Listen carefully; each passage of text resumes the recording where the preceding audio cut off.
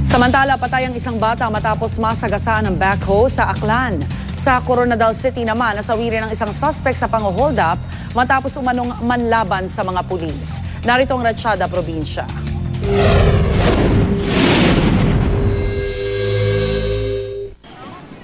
Sa Coronadal City, patay ang suspect sa pang-hold up matapos makipagbarilan sa mga otoridad na nagtangkang umaresto sa kanya. Ayon sa pulisya, lula ng isang motorsiklong suspect na itinuturong responsable sa mga naganap na pang-hold up sa lugar.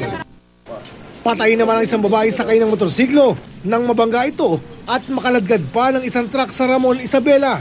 Pakaliwanag daw sana ang motorsiklo at nagsignal pa sa parating na truck. Ngunit hindi naman daw ito napansin ng driver ng truck at sumalpok sa motorsiklo. Hindi na umabot sa ospital ang babae.